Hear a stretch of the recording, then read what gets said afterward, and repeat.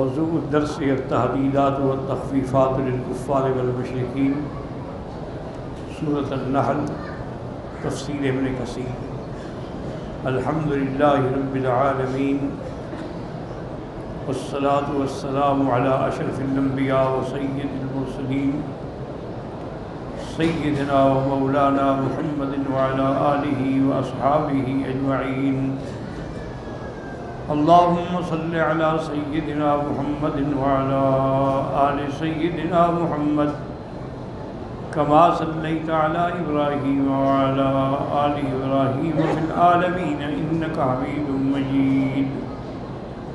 أعوذ بالله من الشيطان الرجيم. بسم الله الرحمن الرحيم.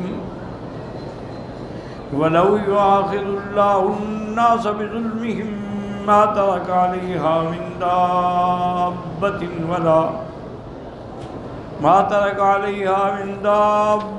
ولكن يؤخرهم إلى أجل مسمى فإذا جاء أجلهم لا يستأخرون ساعة ولا يستقدمون. ويجعلون لله ما يكرهون وتصف ألسنتهم الكذب أن لهم الحسنى لا جرم أن لهم النار وأنهم مفرطون. تالله لقد أرسلنا إلى أمم من قبلك فزين لهم الشيطان أعمالهم فهو وليهم اليوم ولهم عذاب أليم. وما أنزلنا عليك الكتاب إلا لتبين لهم الذي اختلفوا فيه وهدى ورحمة لقوم يؤمنون. والله أنزل من السماء ماء فأحيا به الأرض بعد موتها إن في ذلك لآيات لقوم يسمعون. ان آیات مبارکہ میں اللہ تبارک و تعالی نے کافروں کو تحدید فرمائی ہے کہ اگر اللہ تعالی چاہے کہ لوگوں کو ان کے گناہوں پہ ان کے ظلم پہ پکڑ لے تو پھر زمین پہ کوئی چلنے والی چیز بھی نہیں ہو. لیکن اس کی حکمت ہے کہ وَلَٰكِن يُؤَخِّرُهُمْ إِلَىٰ أَجَلٍ مُّسَمًّى. اللہ ان کو مہلت دیتے ہیں ایک وقت مقرر تک. فَإِذَا جَاءَ أَجَلُهُمْ. جب ان کا وہ وقت معین آ جائے گا تو لَا يَسْتَأْخِرُونَ سَاعَةً وَلَا يَسْتَقْدِمُونَ. نہ تو ایک گھڑی پیچھے ہوگا اور نہ آگے. وَيَجْعَلُونَ لِلَّهِ مَا يَكْرَهُونَ. اور اللہ کے لیے ان چیزوں کو وہ ثابت کرتی ہیں جس کو خود برا سمجھتے ہیں. اللہ کے لیے لڑکیاں بناتے ہیں، شرکاء بناتے ہیں. وَتَصِفُ أَلْسِنَتُهُمُ الْكَذِبَ. ان کی زبانیں جھوٹ بول رہی ہیں کہ ان کو جنت ملے گی. لَا جَرَمَ أَنَّ لَهُمُ النَّارِ. یقینی بات ہے کہ ان کے لیے جہنم ہے. وَأَنَّهُمْ مُفَرَّطُونَ. اور اسی میں وہ سب سے زیادہ عذاب دیے جائیں گے اور اسی کے اندر وہ یعنی اپنے آپ کو ہلاک پائیں گے. مُعَجَّلُونَ إِلَى النَّارِ مُفَرِّطُونَ. جلدی جلدی ان کو جہنم میں ڈالا جائے. اب مسئلہ یہ سمجھیں کہ اللہ کا ایک نظام ہے. اگر اللہ تبارک و تعالی ہر انسان کو اس کے گناہوں پہ پکڑ لے تو پھر تو دنیا میں کوئی ابن آدم، کوئی انسان، کوئی جن زندہ ہی نہیں رہ سکتا. جو کون ہے جس کے اندر کوئی غلطی یا خطا نہیں ہے. لیکن اس کا نظام ہے. اگر وہ برے لوگوں کو پکڑ کے ہلاک کر دیں تو باقی تو صرف نیک رہ جائیں گے. پھر ان کا امتحان کیسے ہوگا؟ یہ لازمی بات ہے کہ ان کا برے ہو لوگوں کا بھی زندہ رہنا ضروری ہے حیات دنیا کے لیے. حتیٰ کہ ایک روایت میں یہ لفظ بھی آئے ہیں کہ لو لم تذنبوا اگر تم لوگوں نے گناہ نہ کیا یا گناہ تم سے نہ ہوتے اللہ تمہیں ہلاک کر دیتے کوئی اور قوم لے آتا۔ یہ بھی اس کی حکمت ہے کہ بندوں سے گناہ ہوتے ہیں، وہ روتے ہیں، گڑ گڑاتے ہیں، معافی مانگتے ہیں، اللہ تعالیٰ ان کو معافی عطا فرما دے، ورنہ تو ہر آدمی کے اندر گناہ ہے۔ میرے آقا کا فرمان ہے کہ کلنا خطاؤن، ہم سب خطا کار، لیکن خیر الخطائین التوابون، لیکن اچھے خطا کار وہ ہوتے ہیں جو غلطی کے بعد اللہ کے دروازے پہ رو رو کے توبہ کرتے۔ اور جب وہ توبہ دیکھیں نا، اگر خدا نہ کرے کوئی گناہ گار ہی نہ ہو تو پھر وہ ستار العیوب کس کا ہے؟ غفار الذنوب، وہ اس کی صفت کیسے پوری ہوگی؟ تو اس کے اندر بھی ایک حکمت ہے۔ اور جب آدمی گناہ کے بعد توبہ کرتا ہے تو اللہ کو خوشی ہوتی ہے، جیسی اس کی شان میں ذبح ہے کہ صحیح حدیث میں ہے کہ للہ افرح بتوبۃ عبد، اللہ خوش ہوتے ہیں جب بندہ توبہ کرتا ہے۔ اور اللہ فرماتے ہیں ملائکہ کو علم عبدی ان لہ رب سیغفر الذنوب، میرے بندے کو پتہ لگ گیا کہ میرا بھی کوئی مالک ہے جو میرے گناہ معاف کر دے گا، اس لیے تو رو رہا ہے، اس لیے تو وہ معافی مانگ رہا ہے۔ لیکن شرط یہی ہے کہ پہلی بات تو یہ ہے کہ گناہوں سے بچنے کی پوری کوشش کریں، لیکن اگر ہو تو پھر فوراً توبہ۔ اس لیے ایک حدیث مبارک میں آتا ہے کہ اللہ نے جو دو فرشتے مقرر کیے ہیں نا، جن کو کرامن کاتبین کہتے ہیں، ایک دائیں کندھے پر ایک بائیں کندھے۔ دائیں والے کی ڈیوٹی یہ ہے کہ ہم جو نیک کام کریں گے وہ لکھے گا، اور بائیں والے کی ڈیوٹی یہ ہے کہ جو ہم غلطی کریں گے، گناہ کریں گے، خطا کریں گے وہ لکھے گا۔ تو جب ہم سے کوئی گناہ سرزد ہوتا ہے تو دائیں والا اس پہ حاکم ہو کہتا ہے ابھی نہ لکھنا، ابھی ذرا صبر کرو، ہو سکتا ہے توبہ کر لیں۔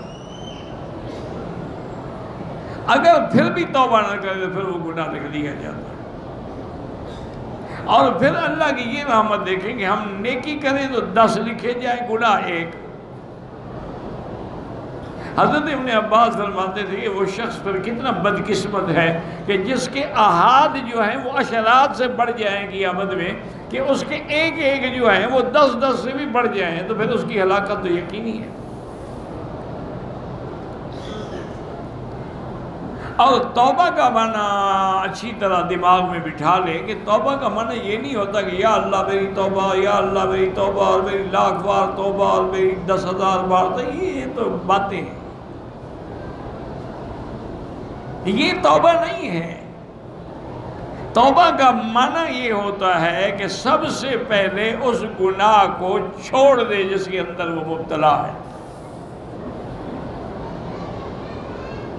اور اس کے بعد یہ ہے کہ پھر وہ اس بات پر بھی عزم کر لے کہ آئندہ میں یہ گناہ نہیں کروں گا۔ ہاں انسان ہے، توبہ ٹوٹ جاتی ہے، لیکن وہ اپنی طرف سے سب سے پہلی چیز جو ہے الاقلاع عن الذنب، کہ وہ گناہ کو چھوڑے، والندم علیہ، اس پر اس کو شرمندگی بھی ہو کہ ہائے میں نے کیا کیا۔ اور تیسرا یہ ہے کہ پھر عزم صادق بھی ہو کہ یا اللہ میں آئندہ کبھی یہ گناہ نہیں کروں۔ اور اس طرح بزرگوں نے بھی لکھا ہے کہ صرف توبہ کرنے کے بعد کافی نہیں ہوتی، بلکہ اس علاقے کو، اس صحبت کو، ان دوستوں کو بھی چھوڑ کے صالحین کی صحبت اختیار کرے، ورنہ تو پھر توبہ توڑ دے گا۔ توبہ بھی کرتا رہے اور ٹی وی پہ بیٹھ کے فلمیں بھی دیکھتا رہے، توبہ کتنی دیر چلے گی؟ توبہ بھی کرتا رہے اور غیر محرم عورتوں کے چہرے پر بھی نظریں ٹکا کے بیٹھا ہو، تو پھر اس توبہ، وہ تو پھر توبہ نہ ہوئی ہو تو نعوذ باللہ اللہ سے مذاق ہو گیا۔ اس لیے حضرت حسن بصری فرماتے تھے کہ ہماری جو آج کل توبہ ہے نا، یہ توبہ اس بات کا تقاضا کرتی ہے کہ اس سے بھی توبہ کریں کہ ہم نے غلط توبہ کی، اور دوسرا نظام یہ ہے میرے اللہ کا کہ جو اللہ نے کسی قوم کے لیے وقت مقرر کر دے اس سے پہلے عذاب نہیں آتا۔ وہ گناہ کرتے رہتے ہیں کرتے رہتے ہیں کرتے رہتے ہیں، حتیٰ کہ جب انتہا ہو جاتی ہے، اب ان کی بالکل گناہوں میں ڈوب جاتے ہیں، تو پھر اللہ کا عذاب آتا ہے۔ اسی لیے آپ تاریخ آدم اٹھا کے دیکھیں کہ حضرت آدم علیہ السلام سے لے کر این دم اس وقت تک اللہ نے کبھی کافر کو کافر ہونے کی وجہ سے ہلاک نہیں کیا۔ پوری تاریخ اٹھا کے دیکھیں، اللہ نے کافروں کو بھی اس وقت عذاب دیا ہے جب کفر کے ساتھ انہوں نے جرم کیا، ورنہ کافر بھی اللہ کے بندے ہیں، اللہ کی مخلوق ہے۔ اس لیے اللہ والوں نے بڑی اچھی بات کی ہے، وہ کہتے ہیں کہ تم گناہوں سے نفرت کرو لیکن گناہ گار سے تو نفرت نہ کرو، کافروں سے تو نفرت نہ کرو، وہ بھی تو تمہاری طرح انسان ہیں۔ تب ان تمہارے دل میں ان کے لیے ہمدردی ہونی چاہیے کہ یا اللہ ان کو تو آپ نے انسان بنایا، کتنی خوبصورت شکل صورت دی ہے، پھر ان کو جہنم میں ڈالیں گے۔ اسی لیے میں اس وقت تقریباً یورپ میں تھا، تو ایک جگہ ہے وہاں لیورپول ایک جگہ ہے، بڑا خوبصورت علاقہ ہے، تو ہم دوست جا رہے تھے، تو میری گاڑی جو چلاتے ہیں نا وہ حاجی موسیٰ پٹیل، اللہ ان کو خوش رکھے، بڑا ہی اللہ والا اور نیک آدمی ہے، وہ صرف میرے لیے بیچارہ پھر چھٹیاں کر لیتا ہے اپنی نوکری سے، اور ہمیں اس کے ساتھ فائدہ یہ ہے کہ وہ اللہ والا بندہ ہے اور لندن کا گویا کہ گرداور لگا ہوا ہے، ایک ایک انچ کو جانتا ہے، چونکہ پہلے وہ ٹرک چلاتا تھا، کمپنی کے مال سپلائی کرتا تھا، تو پھر وہ ہمیں کہتا ہے جی ہم انشاءاللہ یہ نماز فلاں مسجد میں پڑھیں گے، اس کو اندازہ ہوتا ہے کہ 50 میل کے بعد مسجد ہے، اتنا ٹائم ہمارے پاس ہے، ہم پہنچ جائیں گے۔ تو اس نے مجھے بتلایا ایک جگہ کہ حضرت یہ وہ جگہ ہے، یہاں یہ جو آپ کو نظر آ رہا ہے نا ایک بہت بڑا گرجا، میں نے کہا ہاں عیسائیوں کے ہوتے ہیں وہ گرجے کہلاتے ہیں، تو کبھی کبھی میں تقریر میں بڑے آرام سے کہتا تھا گر جا، ان کو سمجھ تو نہیں آتی تھی لیکن بہت بعد میں پھر ان کو سمجھ آئی کہ مولوی صاحب کیا کہہ رہے ہیں، یعنی گر جا بس۔ تو اس نے کہا جی کہ یہاں پر تبلیغی جماعت کے کچھ 4 بندے آئے، وہاں اتنی سردی ہے نعوذ باللہ کہ نقطہ ان جماعت سے بھی نیچے، 0 سے بھی نیچے۔ اب وہ مسجد ڈھونڈ رہے، مسجد کہاں ملے بھئی ان علاقوں میں، انہوں نے دیکھا کہ یہ بھی کوئی گرجا ہے، انہوں نے کہا کچھ وہ ہے تو ان کا عبادت خانہ نا، وہ گئے دروازہ کھٹکھٹایا، اندر سے پادری صاحب ان کے جو تھے وہ نکل آئے، انہوں نے کہا کیا بات، دیکھا داڑھی والے ہیں، بیگ کندھوں پہ رکھے ہوئے ہیں، کیا بات ہے؟ انہوں نے کہا جی ہم مہمان ہیں، مسافر ہیں، اور یہاں کوئی ہمیں مسجد نہیں ملی ٹھہرنے کے لیے، اگر آپ مہربانی کر کے ہمیں اپنے اس گرجے میں ٹھہرنے کی اجازت دے لیں، کیونکہ ورنہ باہر تو ہم مر جائیں گے سردی میں۔ وہ سمجھ گیا کہ یہ کون ہے، چونکہ وہ ان کا مولوی تھا نا، پادری تھا نا ان کا۔ انہوں نے کہا کہ حضرات میں اجازت دے دیتا ہوں لیکن ایک شرط ہے، نہ تو یہاں میرے اس مقصد میں کوئی تم تبلیغ کرو گے، نہ تقریر کرو گے، اور نہ گشت پہ جاؤ گے، نہ کسی کو تبلیغ کر کے یہاں لے آؤ گے، بس تم اپنی رات گزارو اور پھر آرام سے صبح کو ناشتہ کرنے کے بعد یہاں سے تشریف لے جائیں، اور یہ سارا کچن ہے، اس میں ہر چیز موجود ہے، ہر چیز جو مرضی ہے پکاؤ کھاؤ، اس کی بھی تمہیں اجازت ہے۔ انہوں نے کہا جی ہمیں ٹھیک ہے، شرط منظور ہے، ہم نے تو رات گزارنی ہے، کہاں ہم گشت پہ جائیں گے اور کہاں کسی کو یہاں لے آئیں گے۔ بہرحال انہوں نے کھانا وانا بنایا، کھایا، نمازیں پڑھی، پھر رات کو تہجد کے لیے اٹھے، تو ان کا جو امیر تھا نا جی، تو اس نے اپنے ساتھیوں سے کہا کہ میرے بھائی دیکھو، اس پادری نے، چاہے یہ کوئی بھی ہے، یہ عیسائی ہے یا کافر ہے، اس کے دل میں اللہ نے رحم ڈالا، اس نے ہمارے لیے اپنے مرکز کا دروازہ کھول دیا، ہم مہمان خانہ کھول دیا، ہمارے سونے کے لیے بستر، بیڈ، کھانے مہیا کیے ہیں۔ اب تم دعا کرو، اللہ سے رو رو کے گڑ گڑا کے کیا اللہ اس کے لیے بھی جنت کا دروازہ کھول دے۔ اب وہ رو رہے ہیں اور دعائیں کر رہے ہیں، دعائیں کر رہے ہیں۔ وہ پادری جو تھا نا وہ چھپ کے سن رہا ہے، یا اس نے کوئی سسٹم ایسا رکھا ہوا تھا کہ وہ سن لیتا تھا۔ صبح کی نماز پڑھی، ناشتہ کیا، وہ آ گیا۔ اس نے کہا حضرات میں نے رات سنا ہے کہ آپ میرے لیے دعائیں کر رہے تھے۔ میں نے کہا جی آپ کے لیے ہم اور کیا کر سکتے ہیں، دعا ہی کر سکتے ہیں۔ اور اس نے کہا اچھا بات سنو، مجھے کلمہ پڑھا دو۔ آپ کو ہم سے اتنی ہمدردی ہو گا، کیوں ہمدردی نہ ہو بھائی، تم انسان ہو، مولوی ہو، ان کے عالم ہو، احبار ہو، اور اللہ تو ہمیں قرآن میں کہتا ہے کہ یا اہل الکتاب تعالوا الی کلمۃ سواء بیننا وبینکم، آؤ ہماری طرف، ہم اسی بات بھی اتفاق کر رہے ہیں، اللہ کی توحید پر، انبیاء کی نبوت و رسالت پر۔ تو اس نے کہا دیکھو میری ایک شرط ہے کہ میرے اسلام کے بارے میں کسی کو بتلانا نہیں۔ میں نے کہا اتنی جلدی تمہیں اثر کیسے ہوا؟ اس نے کہا میں سو رہا تھا، میں نے خواب میں حضور پاک کی گیا، اور حضور پاک نے فرمایا یار ان بندوں کو دیکھ کر بھی تمہیں دین اسلام سمجھ نہیں آیا، تو بس میرے لیے اس سے بڑی ہدایت کا راستہ کیا ہو سکتا ہے؟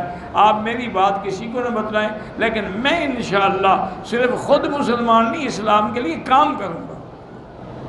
انہوں نے کہا جی اس بندے نے اتنی محنت کی کہ اپنے پورے حلقے کو کلمہ پڑھا دیا، اور آج ان کے اسی مرکز سے لاکھوں پاؤنڈ جو ہے ہمارے مدرسوں کو اور دینی اداروں کو چندہ جاتا ہے۔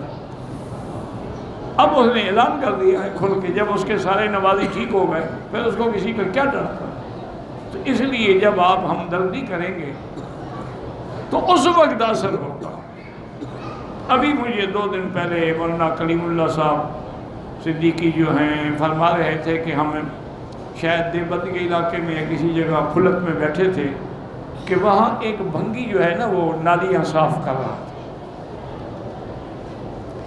جب ہمارا ناشتہ آیا میں نے کہا بھی اس بھنگی کو بلاؤ، اس کو بلایا، وہ بیچارہ ہاتھ باندھ کے کھڑا ہو گیا، وہ درد تھا، اور بھنگی نے کہا ہاتھ دھو بھائی، اور نے کہا حضرت میں تو ہندو ہوں، اور انہوں نے کہا بھائی بندے ہو کہ نہیں ہو؟ انہوں نے کہا بندہ تو ہوں۔ انہوں نے کہا ہاتھ دھو۔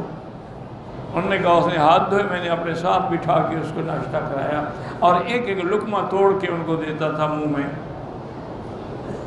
جب ہم نے ناشتہ واشتہ کر لیا اس نے کہا حضرت آپ مہربانی کریں آپ کتنی دیر یہاں رہیں گے؟ میں نے کہا 1 گھنٹہ باقی۔ انہوں نے کہا بس 1 گھنٹے میں آ جاتا ہوں۔ وہ گیا، اس نے غسل کیا، اپنی بیوی کو بھی اور بچوں کو بھی، لڑکیوں سب کو لے کے، انہوں نے کہا جی سب کو کلمہ پڑھا۔ آج ہمیں سمجھ آیا ہے کہ اسلام میں اتنی ہمدردی ہے۔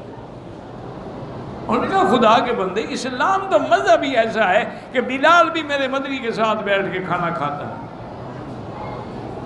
وہاں تو غلام کا بھی کوئی مطلب نہیں ہے، اور بلال کو حضرت ابو بکر کہتے ہیں سیدنا بلال رضی اللہ تعالی عنہم وارضاہم۔ افسوس یہ ہے کہ ہم نے صحیح معنوں میں سچی بات یہ ہے کہ لوگوں کو دین کی دعوت ہی دعوت زبان سے نہیں، آپ عمل سے دعوت دیں لوگوں کو پتہ لگے۔ یہی وجہ ہے نا کہ دیکھو کہ یہاں سے صحابہ نکلے ہیں مدینہ منورہ سے پوری دنیا میں، جہاں جہاں صحابہ گئے اسلام پہنچ گیا۔ چائنا میں 7 صحابہ گئے، آج بھی وہاں لاکھوں کی تعداد میں مسلمان ہیں، ان کی قبریں بھی بیجنگ میں ہیں۔ وجہ کیا تھی کہ ان کا لباس، ان کا طرز، ان کا اٹھنا، ان کا بیٹھنا سنت نبی کے مطابق، لوگ دیکھ کے بھی مسلمان ہو جاتے تھے۔ اور آج ہم جب یورپ اور امریکہ میں جاتے ہیں تو ہمارے ہر بڑا آدمی جو ہے وہ ایسے سوٹ پہنے گا اور ٹائی لگائے گا، وہ انگریزوں سے بھی بڑا انگریز نظر آتا ہے، تو کسی کو کیا پتا کہ یہ مسلمان ہے؟ انہی کی طرح سوٹ پہنتا ہے، انہی کی طرح سگار پیتا ہے، انہی کی طرح شراب پیتا ہے، انہی کی طرح ہوٹلوں میں جا کے ڈانس کرتا ہے، تو کون سمجھے کہ یہ مسلمان ہے اور کیسے اسلام کا اثر ہو؟ اس لیے اللہ کا نظام ہے، اللہ اس وقت تک قوموں کو ہلاک نہیں کرتے۔ اب دیکھیں قوم عاد جب انتہا پہ پہنچ گئی اللہ کا عذاب آ گیا، قوم سمود جب انتہا پہ پہنچ گئی تو اللہ کا عذاب آ گیا، قوم لوط جب گناہوں میں انتہا پہ پہنچ گئی تو اللہ کا عذاب آ گیا۔ اللہ ایسے عذاب نہیں دیتے ہیں کہ کافر ہے لہذا اس کو مار ڈالو، نہیں۔ اور نہ دین میں کوئی جبر ہے کہ اس کی تلوار کندھے پہ رکھو اور کہو پڑھو کلمہ۔ وہ ایک لطیفہ مشہور ہے نا کہ ایک پٹھان ٹرین میں بیٹھا ہوا تھا، ہمارے پٹھان بھائی ہوتے تو بادشاہ ہے نا جی، تو بیٹھا ہوا تھا ٹرین میں، ساتھ ایک ہندو بیٹھا تھا، پتہ نہیں پٹھان کو کیا خیال آ گیا، اس نے کہا کچھ کلمہ پڑھو۔ اس نے کہا خان صاحب میں ہندو ہوں، مجھے کیا پتا کلمہ کیا ہوتا ہے؟ انہوں نے کہا کہ دیکھو کلمہ پڑھو ورنہ اٹھا کے تم کو گاڑی سے نیچے پھینکے گا۔ وہ ڈر گیا بیچارہ، اس نے کہا اچھا خان صاحب ہمیں کلمہ پڑھاؤ۔ کہا کلمہ تو مجھے بھی نہیں آتا۔ ہمارا حال تو وہ ہو گیا، کسی کو جو کہو نماز پڑھو، جب تمہیں نہیں آتی نماز تو کسی کو پڑھاؤ گے کیا؟ بیوی کو کہو نماز پڑھو، تمہیں پہلے خود آتی ہے، تمہیں خود دعا قنوت آتی ہے کہ بیوی سے دعائے قنوت سنو، تمہیں نہیں آتی، پردہ رکھا ہوا ہے، تم اس کو نہیں کہتے، وہ تم کو نہیں کہتی، نماز دونوں نہیں پڑھتے، گھر برباد ہو گئے ہیں۔ جس گھر میں اللہ کا ذکر نہ ہو وہ شیطان کا گھر ہوتا ہے، جس گھر میں اللہ کا قرآن نہ ہو اور نماز نہ ہو وہ گھر مردہ ہوتے ہیں۔ اس لیے اللہ نے فرمایا کہ میرا ایک نظام ہے، میں اس وقت تک عذاب نہیں کرتا، فَإِذَا جَاءَ أَجَلُهُمْ لَا يَسْتَأْخِرُونَ سَاعَةً وَلَا يَسْتَقْدِمُونَ وَيَجْعَلُونَ لِلَّهِ مَا يَكْرَهُونَ۔ اللہ نے فرمایا دیکھو یہ ظالم اپنے لیے تو لڑکیوں کو برا سمجھتے ہیں لیکن میرے لیے لڑکیاں بناتے ہیں، اس کے باوجود بھی میں ان کو روزی دیتا ہوں، اس کے باوجود بھی میں ان کو رزق دیتا ہوں، میں ان کو عذاب نہیں دیکھتا تھا کہ یہ مجھے اللہ فرماتی ہے یا ابن آدم، اے آدم کے بیٹے تم نے مجھے گالیاں دی لیکن میں نے تجھے رزق دیا۔ وہ گالی کیا تھی کہ اللہ کی بیوی ہے، اللہ کے بچے ہیں، اللہ کی اولاد ہے، اللہ کی بیٹیاں، اس سے بڑی گالی کیا ہو سکتی ہے جس کی صفت یہ ہے کہ لم یلد ولم یولد وَلَمْ يَكُنْ لَهُ كُفُوًا أَحَدٌ۔ اللہ نے فرمایا پھر ان کی زبانیں کفر کے باوجود بھی یہ کہتے ہیں کہ ہمیں آگے جنت کے اندر بھی نعمتیں ملیں گی، فرمایا جھوٹ بول رہے ہیں، بلکہ یقیناً ان کو جلد سے جلد، اصل میں ان کے اعمال ان کو جلد سے جلد جہنم میں لے جانے والے ہیں۔ آگے اللہ فرماتے ہیں تاللہ، مجھے اپنی قسم ہے، اللہ اپنی قسم بھی کھاتے ہیں، لقد ارسلنا الی امم من قبلک، میرے محبوب ہم نے آپ سے پہلے جو امتیں گزری ہیں ان کے پاس بھی رسول بھیجی لیکن انہوں نے بھی رسولوں کی تکذیب کی، فَزَيَّنَ لَهُمُ الشَّيْطَانُ أَعْمَالَهُمْ، ان کو شیطان نے ان کے اعمال کو مزین کر دیا ان کے نظروں میں کہ یہی تمہارے باپ دادے کا دین ہے، اسی پہ تم قائم رہو، گناہوں میں ڈال دیا، نشے میں ڈال دیا، شرابوں میں ڈال دیا، وَهُوَ وَلِيُّهُمُ الْيَوْمِ، اور آج بھی شیطان ہی ان کا ساتھی ہے، ان کا دوست ہے، اور فرمایا وَلَهُمْ عَذَابٌ عَلِيمٌ، ان سب کے لیے بھی، شیطانوں کے لیے بھی اور ان بدبخت کافروں کے لیے بھی عذاب دردناک ہے۔ وَمَا أَنزَلْنَا عَلَيْكَ الْكِتَابِ، میرے محبوب آپ پر جو ہم نے قرآن اتارا ہے، کیوں؟ إِلَّا لِتُبَيِّنَ لَهُمُ الَّذِي اخْتَلَفُوا فِيهِ، تاکہ آپ ان کو سمجھائیں، کھول کھول کے بتائیں کہ توحید کیا ہے، نبوت کیا ہے، رسالت کیا ہے، قیامت کیا ہے، اللہ کی صفات کیا ہے، جس چیز میں وہ جھگڑے کر رہے ہیں ان کو کھول کے سمجھائیں۔ اور قرآن کیا ہے، وَهُدًى، دلوں کے لیے ہدایت ہے، وَرَحْمَةً، اور جو آدمی قرآن کو پکڑ لے عمل کرے اس کے لیے رحمت بھی ہے۔ ہدی ورحمتن، لیکن کس کے لیے؟ لقوم یؤمنون، اس قوم کے لیے جو ایمان لاتی ہے، ان کے دلوں کو قرآن زندہ کر دیتا ہے، کیونکہ قرآن حیات القلوب ہے۔ فرمایا اب اللہ اپنی قدرت کی مثال دیتے ہیں، واللہ انزل من السماء ماء، وہ ذات ہے جس نے آسمانوں سے پانی اتارا، فَأَحْيَا بِهِ الْأَرْضَ بَعْدَ مَوْتِهَا، زمین جب مر چکی تھی، بنجر ہو گئی تھی، زمین کے اندر کوئی پانی کا قطرہ نہیں تھا، اللہ نے پانی برسا کے اس مردہ زمین کو زندہ کر دیا۔ اسی طرح اللہ نے قرآن اتار کے مردہ دلوں کو زندہ کر دیا۔ جیسے بارش جو ہے وہ زمینوں کی زندگی ہے، اور قرآن ہمارے دلوں کی زندگی ہے۔ ان فی ذالک لآیات لقوم یسمعون، اس کے اندر آیات ہیں، دلائل ہیں، نشانیاں ہیں، لیکن اس قوم کے لیے جو سمجھتے ہیں قرآن کو، صرف انہیں کے سنا سمجھا نہیں، سمجھتے ہیں، ان کے لیے ہدایت ہے اور رحمت ہے، اور ان کے لیے نشانیاں ہیں۔ واللہ اعلم۔